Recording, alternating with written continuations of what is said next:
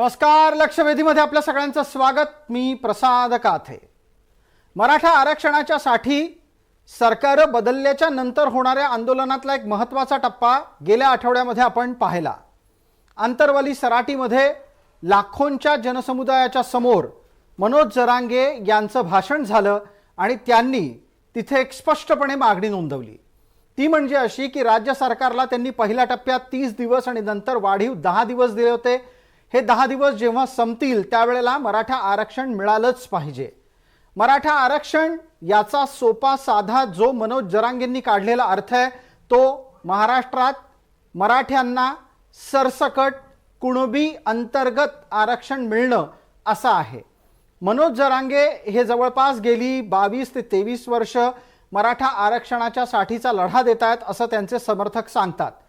जर समजा एखादा नेता इतके वर्ष एखाद्या मागणीच्या साठी लढत असेल तर त्या मागणीच्या बाबत त्याचा अभ्यासही पुरेसा असलेला दिसायला हवा. आत्ताच्या टप्प्यावर दुर्दैवानं आणि खेदानं असं नमूद करावं लागेल की कुठल्याही पुराव्या विना आणि कोणत्याही समितीच्या शिफारस अहवालाच्या शिवाय सरसकट सगळ्या मराठ्यांना कुणबी करा आणि हे 10 दिवसात झालंच पाहिजे. अन्यथा जे होईल त्याला मराठे जबाबदार नसतील अशा प्रकारची भूमिका घेणं व्यवहार्य नाही. अशा प्रकारे प्रशासनात काम होऊ शकत नाही कारण सरकार कागदावर चालतात. कागदाला कायदा असतो, कायद्याला पुराव्यांची गरज असते. ज्या पद्धतीनं मराठवाड्यामध्ये पुरावे शोधण्याच्या साठीचा प्रयत्न झाला तेव्हा अख्ख्या मराठवाड्यात फक्त 5 ते 5.25 हजारच जणांकडे कुणबी संदर्भातले पुरावे सापडलेले आहेत. मग इतर मराठ्यांचं काय करायचं हा प्रश्न असतानाच पुराव्याशिवाय समितीशिवाय मराठ्यांना सरसकट कुणबी करा हे मागणं चुकलं आहे. परिणामस्वरूप मनोज जरांगे यांची मागणी चुकली आहे. या अनुषंगानं आपल्यासोबत चर्चेत असलेल्या मान्यवरांची आपल्याला पटकन ओळख करून देतो. आजच्या या चर्चेमध्ये आपल्यासोबत 2 मराठा समन्वयक आहेत, आबासाहेब पाटील आणि दिलीप पाटील. त्याचबरोबर आपल्यासोबत प्रकाश शेंडगे आहेत, ओबीसी नेता या नात्यानं, आणि मनोज जरांगे यांच्या सुकाणू समितीचे सदस्य, मनोज जरांगेंचे कट्टर समर्थक या नात्यानं किशोर चव्हाण आपल्यासोबत आहेत. किशोरजी, माझा आवाज अतिशय नीट आपल्यापर्यंत येतोय? हो, येतोय. मला आपल्याकडून पहिल्यांदा हे जाणून घ्यायचं आहे की ज्या पद्धतीनं 10 दिवसात सरकारनं मागणी पूर्ण करावी असं आपण म्हणता तेव्हा ते 10 दिवस कोणत्या तारखेला संपणार आहेत? नाही, सर्वप्रथम आपण जे विश्लेषण केलंय की 10 दिवसात आपण करा, हे शासनाने मराठा समाजासमोर येऊन मुख्यमंत्र्यांनी सांगितलं की आम्हाला 30 दिवसाचा वेळ द्या. कोणी सांगितलं? मुख्यमंत्र्यांनी सांगितलंय की मराठा समाजाला टिकणारं आरक्षण द्यायचं असेल तर आम्हाला 30 दिवस द्या. जी, मुख्यमंत्र्यांनी हे 30 दिवस आपल्याकडून मागून घेतलेले आहेत मराठा समाजाचे. आणि याच्या पुढचं पाऊल मनोजरावांनी असं टाकलेलं आहे की 30 दिवस तर ठीक आहे, अजून आम्ही तुम्हाला 10 दिवस देऊ. आता 30 दिवस तर 14 तारखेला संपलेले आहे आणि पुढच्या 24ला हे पुढचे 10 दिवस संपतायत. अशातलं ते कॅल्क्युलेशन आहे. पण जो गैरसमज चर्चेतून काही वेगळा जायला नाही पाहिजे. आपण शासनाला वेळ दिलेला नाहीये. शासन ज्या वेळेस उपोषण सोडायला आलं, माननीय मुख्यमंत्री एकनाथजी शिंदे, त्यांचं मंत्रिमंडळ, केंद्राचे मंत्री, त्यांनी सांगितलं की ज्यावेळेस पहिले आपण मागणी केली की 4 दिवसात तुम्ही आम्हाला न्याय द्या, हे म्हणे 4 दिवसात होणार नाही, आम्ही एक समिती नेमतोय, ती समिती आणि आम्ही 30 दिवस तुम्ही आम्हाला द्या, तुम्हाला टिकणारं आरक्षण देऊ. म्हणून ते 30 दिवस आणि त्याच्या पलीकडे ते 10 दिवस असं ते 40 दिवसाचं विश्लेषण. बिलकुल किशोर चव्हाण, पण तुम्ही ज्या वेळेला 40 दिवस दिलेत त्या 40 दिवसांच्या अनुषंगानं मला तारीख तर सांगा, कोणत्या तारखेला हे 40 दिवस पूर्ण होणार आहेत? ह्या पुढच्या 24 तारखेला. बर, 24 तारखेला. आता ही मागणी, आता तुम्ही असं म्हणताय की 24 तारखेला आपले 40 दिवस पूर्ण होणार आहेत. मला एक पटकन प्रश्न या निमित्तानं दिलीप पाटलांना विचारायचा आणि दिलीप पाटील, आपण या संदर्भातलं वक्तव्य थेट स्पष्टपणे करावं अशी माझी विनंती आहे की 24 तारखेला दसरा आहे, दसऱ्याच्या नंतर पटकन दिवाळी येऊ घातलेली आहे. या दिवसांमध्ये ज्या वेळेला मराठा आंदोलनाच्या संदर्भातली एक महत्त्वपूर्ण कालमर्यादा संपन्न होते त्यावेळेला काय होऊ शकतं आणि तुमच्या लेखी ही कालमर्यादा न्यायपूर्ण आहे का? पहिल्यांदा काते साहेब आपलं अभिनंदन करतो की अशा वेळेला आपण ही डिबेट घेतलेली आहे. दसरा आहे लक्षात घ्या, म्हणजे सीमोल्लंघन, म्हणजे ज्या दिवशी मराठा समाजामध्ये असं मानलं जातं की आपण शस्त्राची पूजा करतो आणि शस्त्राची पूजा करतो आणि त्यानंतर मराठा समाज हा पूर्वी सीमोल्लंघन आपली सीमा ओलांडून पलीकडे जातो, हाच मुहूर्त नेमलेला आहे. सरकारनं असू दे किंवा मराठा समाजाला असू दे. महत्वाचं असं आहे जी. की जे आता जे टाइम लाईन दिलेली गेलेली, टाइम लाईन साठी दोन प्रकार आहेत. की आता किशोर पाटलांनी सांगितलं मराठा आरक्षणासाठी जी.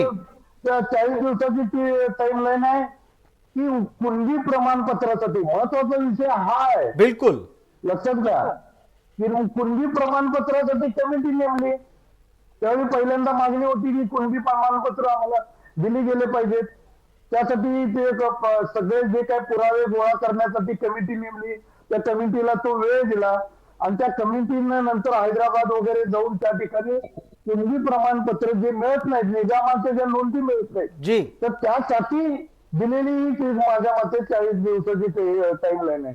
तर त्यानंतर जे आता दिव्य भव्य आमचा जो मोर्चा निघाला जो परवाचा, त्या मोर्चाच्या आता मागणी जी आहे, दोन प्रकारची मागणी आहेत की किशोर चव्हाणांनी क्लिअर करावं हे 40 दिवसाचं कुणबी प्रमाणपत्रासाठी आहे की संपूर्ण मराठा समाजाला, अखंड मराठा समाजाला, महाराष्ट्रातल्या प्रत्येक समाज मराठाला आरक्षण, म्हणजे जो गरीब मराठाला.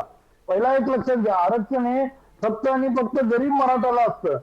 तर ते मराठाला फक्त मिळणार आहे की ते मराठवाड्यापुरतं ते जी लिमिटेड मागणी आहे ती मागणी आहे, इथूनच सुरुवात होणार आहे. बिलकुल बिलकुल या मुद्द्यावर आपण बोलूच. आबासाहेब पाटलांपर्यंत आपल्याला पोहोचायचं आहे आणि प्रकाश शेंडगे प्रवासात आहेत. प्रकाशजी, माझी आपल्याला विनंती, आपण थोडा वेळ जर थांबलात तर चर्चेत विना व्यत्यय सहभागी व्हाल. मी आपल्यापर्यंत येतोच, तत्पूर्वी एकदा पटकन आबासाहेब पाटलांपर्यंत पोहोचतो. आबासाहेब पाटील, माझा आवाज आपल्यापर्यंत नीट येतोय आणि आतापर्यंत झालेली चर्चा आणि मुद्दे आपल्यापर्यंत पोहोचले आहेत का? यस पोचलेले आहेत. आता इथे जो मुद्दा आता दिलीप पाटलांनी काढला तो अत्यंत महत्वाचा यासाठी आहे कारण आंदोलनाची दिशा त्यातून निश्चित होणार आहे. आधी एक मागणी नंतर दुसरी मागणी, अशा प्रकारे मागण्या बदलताना तुम्हाला जरांगे पाटील दिसतायत का? प्रसादजी, संपूर्ण राज्यातल्या मराठा समाजाची जी भूमिका आहे ती मराठा आरक्षणाची भूमिका आहे. मुळात हे जरांगे पाटलांचं आंदोलन ज्या वेळेला सुरू झालं ते आता दिलीप पाटलांनी आणि आमचे मित्र किशोर चव्हाणांनी सांगितलं, ही मागणी सुरुवातीला जी होती की मराठवाड्यातील मराठ्यांना कुणबी जात प्रमाणपत्र मिळावं, ही अशीच मागणी त्यावेळेला सुरुवात झाली होती. आणि मग पुन्हा आमच्याकडे निजाम काळातले आमच्याकडे भरपूर पुरावे आहेत आणि हे पुरावे आमच्याकडे असल्यामुळं आम्हाला सरसकट पुन्हा मराठवाड्यातल्या लोकांना कुणबी प्रमाणपत्र देण्यात यावं, ही दुसरी मागणी झाली. पुन्हा मग पश्चिम महाराष्ट्रातून वेगळी मागणी गेली की आमच्या मराठ्यांचं काय, की मराठा आरक्षणाची भूमिका असताना वेगळी कुणबीकरणची मागणी झाली. मग पुन्हा कुणबी प्रमाणपत्राच्या वरून पुन्हा ते सरसकट कुणबी सगळ्यांना करा, मग महाराष्ट्रातला सरसकट सगळ्यांना द्या, अशा त्या 2-3 मागण्या त्यांच्या आंदोलनातून झालेल्या आहेत. परंतु आता सध्याची जी परिस्थिती आहे की राज्यातला जो मराठा समाज आहे तो संभ्रमात आहे की नेमका आता काय चाललंय, काय होणार काय आहे. की आता किशोर चव्हाणांनी सांगितलं की 10 दिवसाचा आता वेळ शिल्लक राहिलेला आहे आणि त्यांची जी मागणी आहे की कुणबी सर्टिफिकेटच्या संदर्भामध्ये, तर हे 10 दिवसामध्ये ती जी शिंदे समिती नेमलेली आहे जी, ती शिंदे समिती 10 दिवसामध्ये ही कुणबी सर्टिफिकेट देण्याच्या संदर्भामध्ये कायदा करणार आहे का, सरसकट सगळ्या मराठवाड्यातल्या का विना किंवा संपूर्ण राज्यातल्या का विना, याच्यासाठी कुणबी सर्टिफिकेट काढण्यासाठी ते काय निर्णय घेणार आहे हे बघावं लागेल आपल्याला. बिलकुल. दुसरा मुद्दा की जे राज्यातल्या सगळ्या लोकांचं एकच म्हणणं आहे की आपला जे मराठा समाज, जी आम्ही परळीतलं भूमिका घेतली होती त्यावेळेला, की गेल्या 25 वर्ष अगोदर पासून काही लोकांनी मराठा कुणबी, कुणबी मराठा आणि मग शेवटी याच्या मराठा कुणबी एकच आहे अशी मागणी लावून धरली. आणि 25-30 वर्ष काही लोकांनी, ह्या स्वयंघोषित अभ्यासकांनी, जे समाजातल्या प्रत्येक येईल त्या मुख्यमंत्र्यांची दिशाभूल ज्या लोकांनी केली आणि शरद पवारांच्या पासून, विलासराव देशमुखांच्या पासून, अशोकराव चव्हाण, पृथ्वीराज चव्हाण, त्याच्यानंतर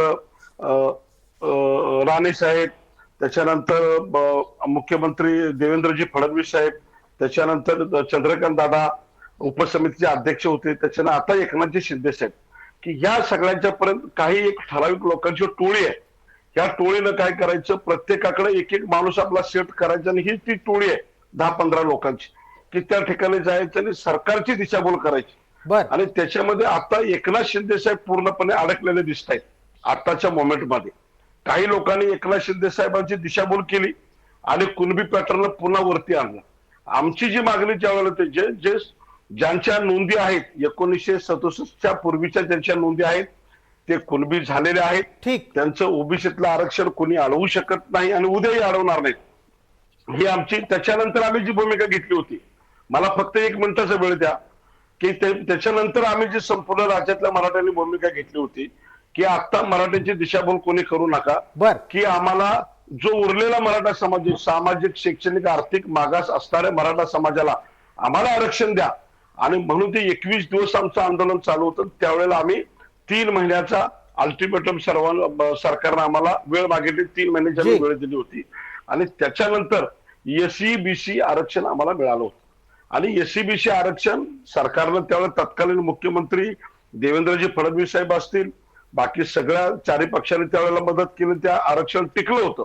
हायकोर्टात सुद्धा टिकवण्याची जबाबदारी सरकारनं पूर्ण पाडली. ठीक आहे. पण पुढे जाऊन ते सुप्रीम कोर्टात का अडकलं, कसं अडकलं, हे बिलकुल आपल्या बिलकुल चॅनलच्या बिलकुल माध्यमातून आपल्याला सांगितलेलं आहे. आपल्याला त्यावरही चर्चा करायची आहे. टप्प्यात या चर्चेत आतापर्यंत दिलीप पाटील, आबासाहेब पाटील आपल्या भूमिका समोर आल्या आहेत आणि त्यातून ही गोष्ट अधोरेखित होताना दिसते आहे की जी मागणी सुरुवातीला होती ती मागणी नंतर बदलत गेलेली आहे. मला पटकन आता पोहोचायचं आहे. आपल्यासोबत प्रकाशजी शेंडगे आहेत. प्रकाशजी, किशोर चव्हाणांनी मांडलेली भूमिका समोर आहे, इतरही 2 मराठा समन्वयकांनी मांडलेली भूमिका समोर आहे आणि यातला कळीचा मुद्दा असा आहे की ऐन दसऱ्याच्या तोंडावर जी 10 दिवसांची मुदत संपतीये तोपर्यंत शिंदे समिती कोणत्याही प्रकारे सरसकट सगळ्या मराठ्यांना कुणबी करा आणि प्रमाणपत्राचं वाटप सुरू करा असा निष्कर्ष काढू शकते का?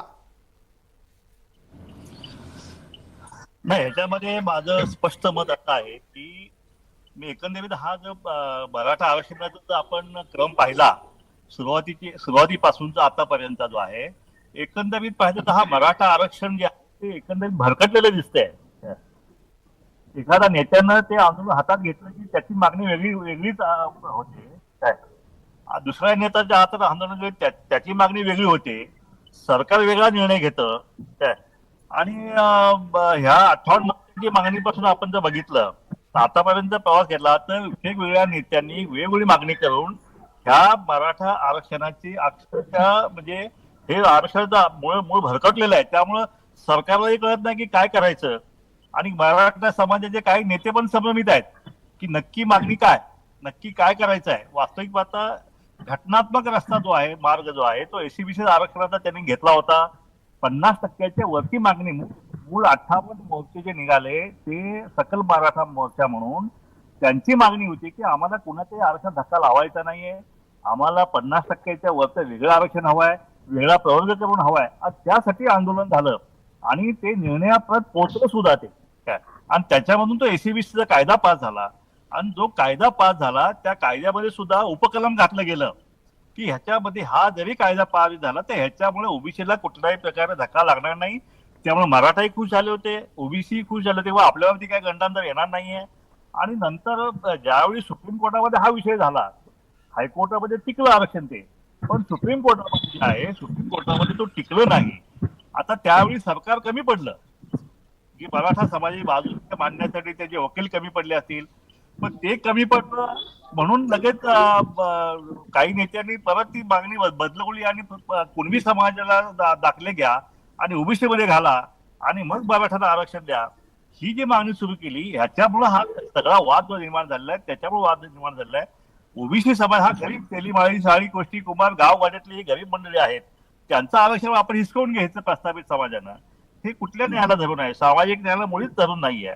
आणि म्हणून ही जी मागणी मराठा आरक्षणच्या पण प्रकाशजी एक प्रश्न आहे माझा आपल्याला आणि त्यानंतर किशोर चव्हाण यांच्यापर्यंत आपल्याला पोहोचायचं आहे, त्यांना आपण उत्तर द्यायची संधी देऊ. मला पटकन आपण सांगा, एका बाजूला कुणबी करा अशी मागणी आहे, दुसऱ्या बाजूला जे काही द्याल ते 50% आतच द्या असंही म्हटलं जातं. हे दोन्हीची सरमिसळ झाली आहे का, गल्लत झाली आहे का? नाही, जरांगे पाटलांचं काय झालंय की पहिली जी भूमिका त्यांनी घेतली ती दुसऱ्या मेळाव्यात बदलली, तिसऱ्या मेळाव्यात आणखी भूमिका घेतली, मग ते सरसकट द्यायची भूमिका आली, नंतर ते समिती रद्द करा म्हणून आली. आता परवाच्या 14 तारखेला आणखी एक त्यांनी भूमिका मांडली की मराठा म्हणून आरक्षण द्या, पण कॅटेगरी करा आणि 50% आतलं आरक्षण द्या. ही नवीन मागणी जी आहे ही पहिल्यांदा 14 तारखेला आलेली आहे. आता 50% आतलं आरक्षण मागायचं असेल मराठा म्हणून, तर त्यासाठी मागासवर्गीय होणं आवश्यक आहे. ही साधी गोष्ट आहे, ही जरांगे पाटलांना कोणतरी सांगायला पाहिजे.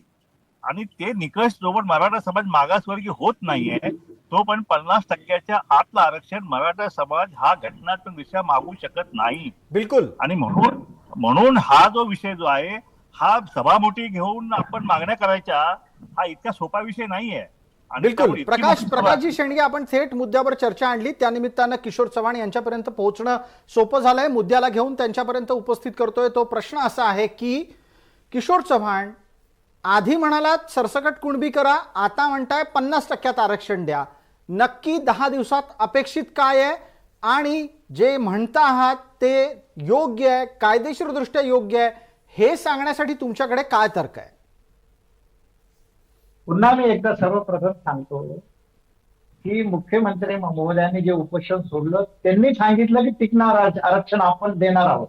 मागणीचा संभ्रम आहे. एक मी तुम्हाला नंतर क्लिअर करतो. नंबर 1, मुख्यमंत्री महोदय काय बोलले?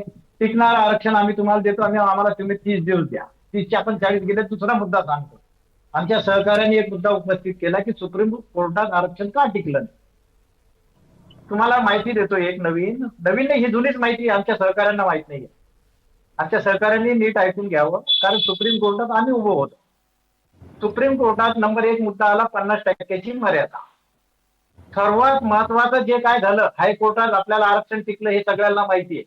सगळेजण काय म्हणतात, सुप्रीम कोर्टात आरक्षण टिकलं नाही, जे काही सरकार होतं त्यांनी भूमिका व्यवस्थित मांडली नाही म्हणून टिकलं नाही. पण याच्यातली मेक आणि सत्य असं आहे, 102वी घटना दुरुस्ती झाली. तर 102वी घटना दुरुस्ती झाली 14 ऑगस्ट 2018ला आणि नोव्हेंबर 2018ला मराठ्यांना आरक्षण मिळालेलं आहे.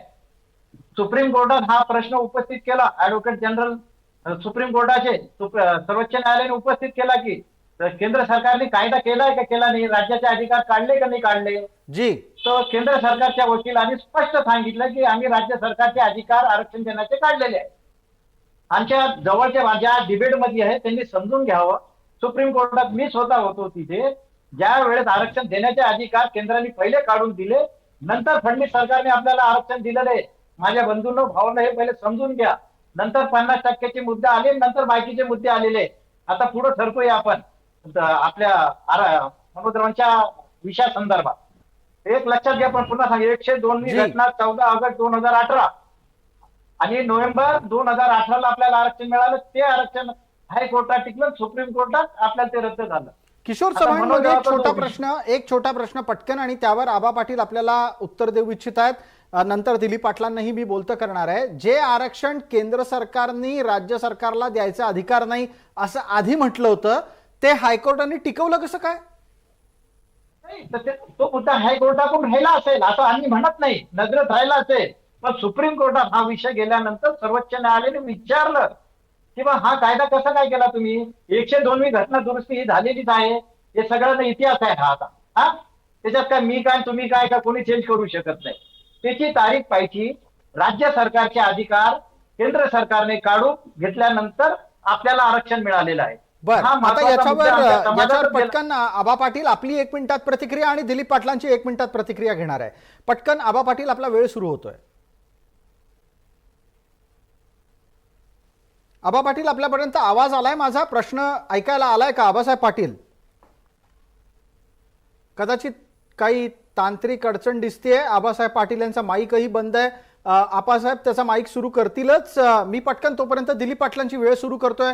दिलीपराव, आपण बोलणार आहात. महत्वाचं असं आहे की किशोर चव्हाण साहेबांनी जे सांगितलं की 102वी घटना दुरुस्ती, आणि ते बरोबर आहे. बरोबर, जे ज्या काळात आलं हायकोर्टात सुप्रीम कोर्टात चव्हाणचं किशोर चव्हाणांना माहित असेल की मी देखील पिटिशनर होतो, इंटरव्ह्यू केलेलं मी देखील आणि पिटिशन पण दाखल केलेलं आणि हायकोर्टात जी केस लढली गेली त्या प्रत्येक क्षणाचा मी साक्षीदार आहे, लक्षात घ्या. तर त्या हायकोर्टामध्ये ज्यावेळी समोरच्या वकिलांनी हा मुद्दा ज्यावेळी उपस्थित केला त्यावेळी आपल्या वकिलांनी तो मुद्दा ज्यावेळी खोडून काढत असताना की ज्यावेळी 102वी घटना दुरुस्ती आली त्याच्या आधीपासून आरक्षणाची मराठ्यांची प्रक्रिया चालू झालेली आहे, लक्षात घ्या. जसं रेट्रोस्पेक्टिव्ह इफेक्ट निगेटिव्ह पण त्याचा त्यांचा पॉझिटिव्ह पण होता. त्यामुळे हायकोर्टाला ज्यावेळी आपण पटवून देऊ शकलो की बाबा की हे आता जी काय आहे की 102 जी काय नोव्हेंबरला जी तारीख सांगितली त्याच्या आधीपासून आरक्षणाची प्रक्रिया चालू आहे. नंबर 1. 2 मिनिटं. आणि दुसरी गोष्ट सांगितली की आता मी बोललं त्याचं एक मला हे करायचं आहे की आरक्षण देताना मागासवर्गीय आयोगाचं जे सुप्रीम कोर्टानं 3 गोष्टीवर केलं, ठीक, त्याच्या वरचं आणि दुसरी गोष्ट मागासवर्गीय आयोग तो आयोगाचा रिपोर्ट या सरकारनं म्हणजे गेल्या सरकारनं सुप्रीम कोर्टाच्या पटलावर ठेवलाच नाही, त्याचं ट्रान्सलेट केलंच नाही. याबद्दल किशोर चव्हाण काहीच सांगत नाही. बिलकुल त्यावरही बोलू. आबा पाटील यांच्यापर्यंत खरं तर आपल्याला पोहोचायचं होतं पण काही इंटरनेट कनेक्टिव्हिटीचा प्रॉब्लेम दिसतोय. आपण थोड्याच वेळात परत येतोय आणि त्यानंतर या चर्चेचा पुढचा टप्पा असणार आहे. जरांगेंची मागणी चुकली आहे त्यानंतर जे काही परिणाम आहेत ते मराठ्यांच्या अंतर्गत दुफळी निर्माण करणारे आहेत का, हा पुढच्या भागाचा महत्वाचा मुद्दा आहे. आपण चर्चा पुढे नेतोय, एक छोटी विश्रांती घेतोय, लगेचच परत येतोय. लक्षवेधीच्या या चर्चेत मराठ्यांच्या आरक्षणाच्या आंदोलनाच्या संदर्भातली चर्चा सुरूच आहे. कुठेही जाऊ नका, पहा फक्त जय महाराष्ट्र.